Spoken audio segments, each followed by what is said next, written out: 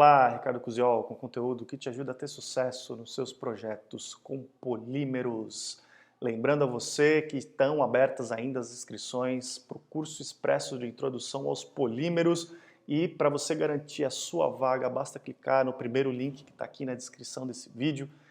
Então vai lá, clica, deixa o seu e-mail, segue as instruções que vão aparecer e você vai ter acesso então a 10 aulas com tudo que você precisa saber para entender o mundo dos polímeros completamente, legal? Então eu espero você lá, vai lá, garante a sua vaga no curso expresso de introdução aos polímeros.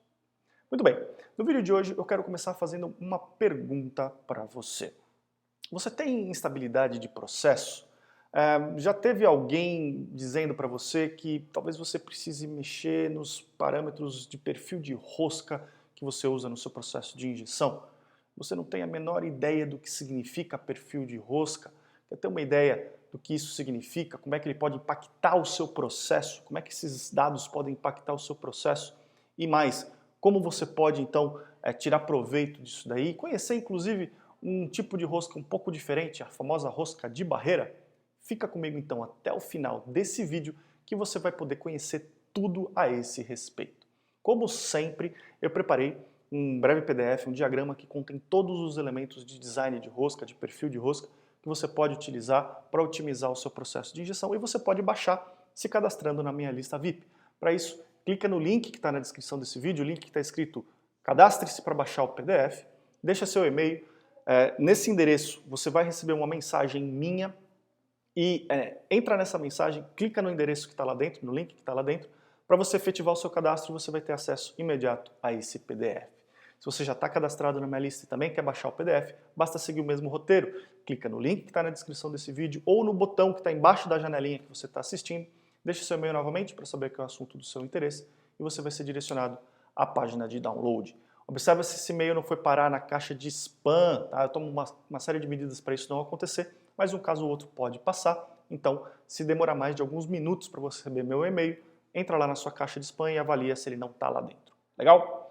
Muito bem.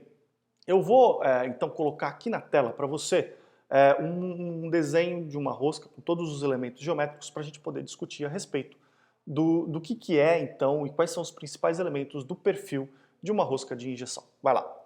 Muito bem, você está vendo então aqui na minha tela o desenho da rosca, né, um desenho esquemático da rosca aqui com vários elementos geométricos. Né? Quando a gente fala de perfil de rosca, é exatamente isso que a gente está falando, de alguns elementos, alguns dados geométricos da rosca que podem variar em função do material e que podem dar mais ou menos eficiência em função desse material que você utiliza no seu processo. Tá? Então tem vários, eu coloquei muitos elementos geométricos aqui para você ter uma ideia. Então tem o anel de bloqueio, tem um vídeo só sobre o anel de bloqueio no meu canal, você pode assistir lá esse vídeo que explica como o anel de bloqueio funciona.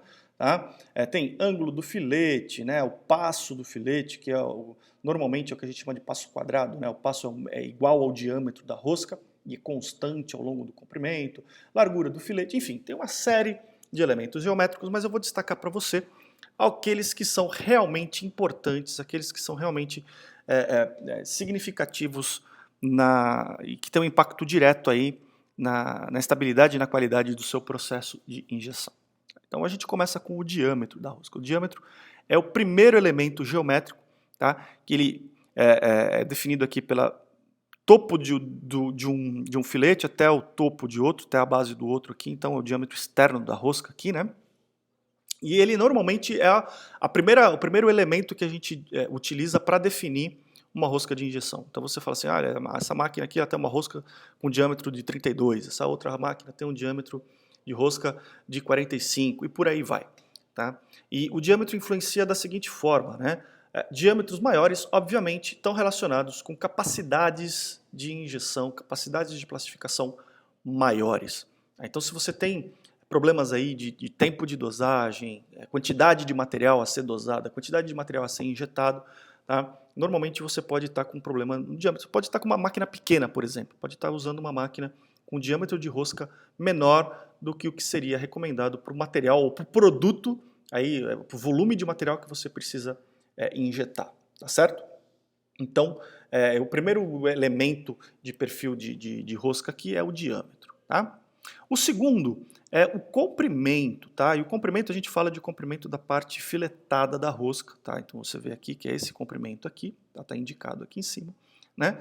E esse comprimento, ele é dado normalmente em função do diâmetro, é o que a gente chama de relação LD da rosca. O que significa relação LD? É a divisão do comprimento pelo diâmetro, né? L de length em inglês e D de diâmetro. Então você divide o comprimento pelo diâmetro e você vai ter uma relação que basicamente é quantas vezes o diâmetro cabe nesse comprimento. E para cada material você tem uma recomendação de relação LD ou de comprimento da rosca. Tá? Para materiais que precisam de muita energia para se homogeneizar, para se fundir, normalmente você vai precisar de comprimentos maiores do que para materiais que se fundem mais facilmente, que não tenham tanta exigência energética para o seu processo de fusão. Tá? O típico a gente encontrar nas zonas, nas roscas de injeção, atualmente a gente tem as roscas aí de 24, 25 para 1, a relação LD, né? O comprimento da rosca significa que ele é 24, 25 vezes maior do que o diâmetro dessa rosca. Tá? E essa relação LD de 24, 25 para 1 normalmente é bem adequada para materiais semicristalinos, materiais que se fundem, que precisam de bastante energia aí, né? Que vai prover um tempo de residência bastante interessante para esses materiais. Agora, para outros materiais, você pode até utilizar relações LD um pouco menores aí, tá? Mas o típico é você estar aí na casa dos 24, 25 para 1, certo? Então, esses são os dois primeiros elementos geométricos, né? Quando a gente fala de perfil de rosca, são os dois primeiros elementos interessantes aí, diâmetro e o comprimento dado pela relação LD. Um outro elemento bastante interessante, se você olhar aqui, a gente tem 3 zonas na rosca, né, que a gente chama de 3 zonas diferentes. Alimentação, transição e dosagem. Eu já vou entrar em detalhes a respeito dessas zonas aqui em alguns minutos, tá? Mas o importante é você ver que o primeiro filete aqui da zona de alimentação, ele tem uma certa profundidade. E o último filete aqui da zona de dosagem tem uma profundidade diferente e menor. Essa diferença de profundidade nos filetes da rosca resulta uma diferença de volume de material que cada um desses filetes comporta. Tá? Essa diferença de volume, ou mais simplificadamente, essa diferença de profundidade é chamada relação entre essas diferenças, né? Entre o volume de material que cabe aqui, o volume de material que cabe aqui, ou a profundidade daqui, a profundidade daqui, a relação, né? A gente chama de taxa de compressão, pode ser aí da ordem de 2 para 1, 3 para 1, 4 para 1. Tá? E taxas de compressão acima dos 2 para 1, a gente já começa a chamar de 2,5 para 1, a gente já começa a chamar de altas taxas de compressão. E altas taxas de compressão estão relacionadas com maior atrito no material, com maior cisalhamento no material, então são destinadas àqueles materiais que também precisam de que tem uma alta demanda energética para se fundirem, né? Materiais semicristalinos, que precisam de muita energia para se fundir, normalmente precisam aí de altas taxas de compressão. Já materiais mais sensíveis termicamente, ou materiais que se fundem mais facilmente, podem utilizar taxas de compressão mais baixas, aí 2,5 para 1, 2 para 1, são bastante adequadas para esse tipo de material. Tá? Então, quando você tem algum problema de material que não se funde adequadamente, material que não tem homogeneidade, da mesma massa fundida você tem material fundido e tem material queimado e material não fundido, talvez você esteja com um problema aí na sua taxa de compressão. Tá? Dá uma olhada se você não está com uma taxa muito grande de compressão ou se você não tem uma taxa de compressão muito baixa, tá? E que pode estar levando a problemas aí de fusão no seu material, sempre levando em conta o material que você está utilizando. Olha o manual do material para saber qual é a taxa de compressão adequada. Tá? E por que a gente chama de taxa de compressão? Porque é exatamente isso. Você nota que nessas zonas diferentes aqui que eu mencionei, a zona de alimentação você tem o diâmetro interno da rosca, que a gente chama do núcleo da rosca, ele é constante. Tá? Depois, à medida que a gente chega na zona de transição, esse diâmetro ele vai variando, ele vai aumentando gradativamente até ele ficar constante novamente aqui na zona de dosagem. E isso acontece por quê? Porque a gente precisa comprimir o material à medida que ele vai mudando de estado, que ele vai saindo do estado sólido para o estado fundido, porque o material no estado sólido ele ocupa um volume maior, uma vez que existe espaço entre os grãozinhos de material, e esse espaço, à medida que o material vai se fundindo, vai sendo eliminado, você vai tendo uma pasta mais homogênea de material.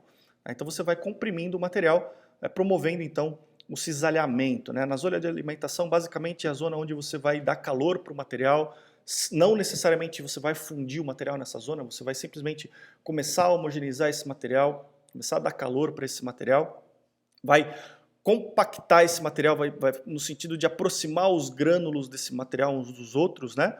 E aí, na zona de transição, sim, você vai efetivamente começar a comprimir esse material, começar a cisalhar, a atritar esse material contra as paredes do canhão e vai, então, fundir o material. A fusão acontece aqui na zona de transição. E a zona de dosagem ela é responsável por determinar a quantidade de material que vai ser dosada, né? Ela determina aí basicamente a velocidade de dosagem do material. Tá? Então, para cada material diferente, você tem também uma recomendação da proporção entre essas zonas. Né? Para alguns materiais você vai precisar de zonas de alimentação maiores, zonas de transição intermediárias, zonas de dosagem menores. Isso vai depender do material que você utiliza. É importante sempre também checar o material, para o material que você está utilizando, qual a recomendação da proporção entre essas diferentes zonas.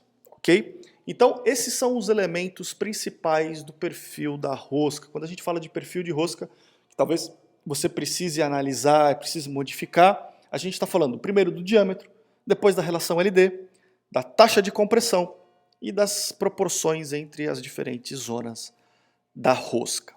Tá certo? Então, esses são os elementos geométricos que definem o perfil da rosca. Agora, para alguns casos, pode ser que você precise de roscas especiais. Existem várias roscas especiais.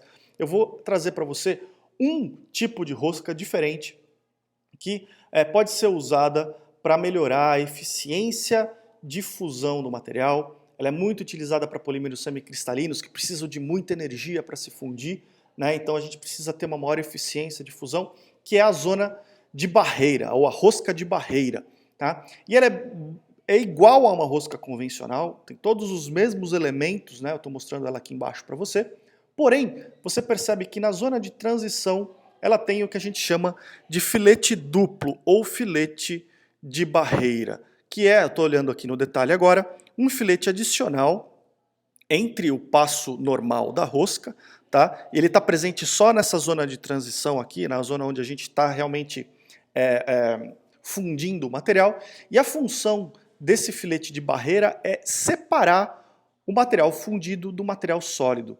Você percebe que eu tenho agora dois subcanais aqui, um que eu chamo de canal do fundido, tá? Esse aqui, ele sempre está na parte mais traseira da rosca, né? Uma vez que o material ele se funde mais intensamente aqui em contato com essa parede traseira do canal aqui da rosca, né? Ou a parede dianteira do filete. Tá? Então esse aqui vai ser o canal do fundido, onde eu vou separar o material fundido, ele vai ficar armazenado aqui. E esse canal que está achurado aqui eu chamo de canal do sólido, onde vai ficar um material sólido, tá? Separado do material fundido. Você percebe que eu vou mudando a proporção entre esses dois canais aqui, né? À medida que na parte traseira eu tenho mais material sólido e menos material fundido, e na parte final aqui dessa zona eu tenho praticamente só material fundido e muito pouco material sólido. Tá? E por que eu faço essa divisão? Por que eu separo material fundido de material sólido numa rosca de barreira? E aqui está a explicação. Numa rosca convencional, eu tenho simplesmente aqui a rosca, né? Aqui eu tenho a parede do canhão e eu tenho o canal simples. Então eu tenho material sólido aqui, os grãozinhos do material, ele vai se fundindo aqui, então sempre nessa parte mais traseira do canal aqui, né? E à medida que a gente vai evoluindo, que o material vai sendo transportado, essa quantidade de material fundido vai aumentando e você percebe que forma-se um filme de material fundido aqui que acaba isolando o material sólido desse atrito contra o canhão da máquina, reduzindo, portanto, a eficiência de fusão. Óbvio que você ainda tem atrito, óbvio que você ainda funde o material aqui, mas a eficiência ela é diminuída por esse filme de material fundido que tem aqui. Tá? Já numa rosca de barreira, como você está vendo aqui na parte de baixo, Esse canal do fundido que tem aqui, né, agora a rosca está invertida, tá? A frente da rosca está para cá, a traseira da rosca está para cá. Agora aqui, esse canal do fundido, ele vai, à medida que o material fundido se forma, pelo atrito do material sólido contra a parede do canhão, a folga no filete de barreira permite que esse material fundido se acumule aqui, então, no canal que a gente chama do canal do fundido. Tá? E à medida que a gente vai evoluindo na rosca, então esse canal vai aumentando, à medida que a gente vai tendo mais material fundido, e eu vou mantendo o material fundido separado do material sólido, minimizando esse filme que isola o material sólido do atrito contra o canhão da máquina.